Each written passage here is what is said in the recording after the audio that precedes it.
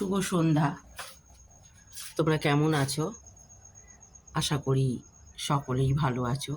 তবে এখন শুভ সন্ধ্যাটা বলাটা ঠিক না, এখন 9:30 বেজে গেছে, 9:45-র কাছাকাছি। তো তাও আমি বললাম। তো দেখো, অ্যাক্রোপলিসের ছাদ থেকে দেখা যাচ্ছে, মানে আমার রান্নাঘরের দরজার সামনে থেকেই দেখা যাচ্ছে। তোমাদের এর আগেও ব্লগে দেখিয়েছি, আমার রান্নাঘরের সামনে একটা ছোট ছাদ আছে, বা 3তলা ছাদও আলাদা আছে। তো সে যাই হোক, আজকে ব্লগটা শুরু করছি, ছোট্টই হবে, খুব বেশি না। আজকে আমি ডিনারে দেখো বেগুন পোড়া করব। এই একটা বেগুন আর এই একটা বেগুন, আমার বেগুন পোড়া খেতে খুবই ভালো লাগে। তো বেগুনটা আমি ভালো করে ধুয়ে কেটে তেল মাখিয়ে রেখেছি। এইবার আমি জেলে দেব।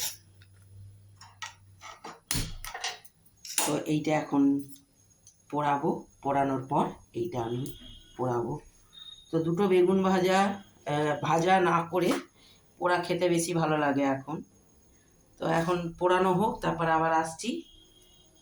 আমার বেগুনটা পোড়ানো হয়ে গেছে, আমি ছাড়িয়েও নিয়েছি। এইবারে এতে পরিমাণ মতো নুন দিয়ে দেবো। বেশি নুন দেবো না, কারণ এটা রুটি দিয়ে খাওয়া হবে। তারপরে নুন হয়ে গেলে ভালো লাগবে না, দেবো একটু তেল, সর্ষের তেল দিয়ে দিলাম।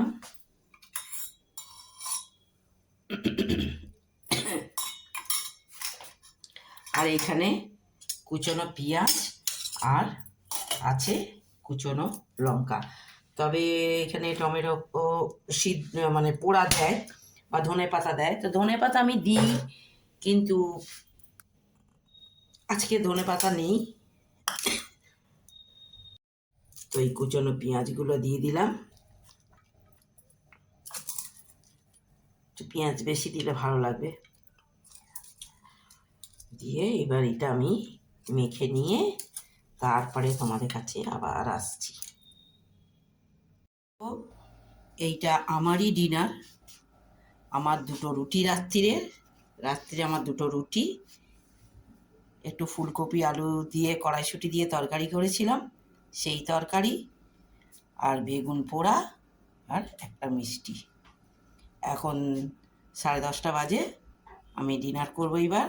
তাহলে আজকের মতন আমার ডিনারটা কেমন লাগলো তোমরা কমেন্ট করে বলো, বা যারা আমার ইউটিউবের বন্ধুরা আছো তারাও আমাকে বলবে কমেন্ট করে যে কেমন হয়েছে। তাহলে আজকের মতন আমি ভিডিওটা শেষ করছি, আবার নতুন ভিডিও নিয়ে আসবো। তোমরা সবাই সুস্থ থেকো, ভালো থেকো, সাবধানে থেকো। শুভরাত্রি।